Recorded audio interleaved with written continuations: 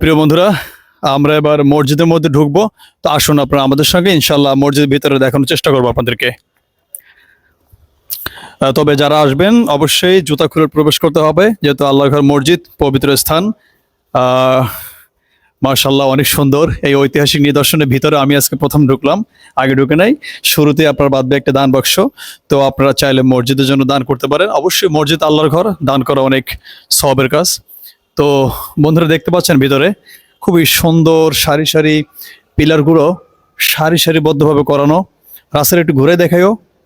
আসলে ভিতরে আসলে আপনার মনটা ভালো হয়ে যাবে। আসলে আজ থেকে কত বছর আগের করা, দেখেন উপরের সিস্টেমগুলো কত সুন্দর ঐতিহাসিকভাবে তৈরি করা হয়েছে এই পবিত্র ষাট গম্বুজ মসজিদটি। তো আমার একদিন ইচ্ছা রয়েছে এখানে আমি নামাজ আদায় করবো, জুম্মার নামাজ। আল্লাহ যদি রহমত করে, আল্লাহর রহমত ছাড়া কোনো কিছু সম্ভব না। তো আপনারা যারা আশেপাশে আছেন তারা আসবেন এখানে জুম্মার নামাজ আদায় করতে। এই সুন্দর এবং পবিত্র জায়গায় নামাজ আদায় করা অনেক ভাগ্যের এবং সৌভাগ্যের ব্যাপার। তো পুরো ভিতরটা আপনাদেরকে দেখালাম ঘুরাইয়া। যারা এই মুহূর্তে আমি ষাট গম্বুজ মসজিদের ভিতরে অবস্থান করতেছি, আর আমার ভিডিওটি আপনারা কোথা থেকে দেখবেন অবশ্যই কমেন্টে জানাবেন।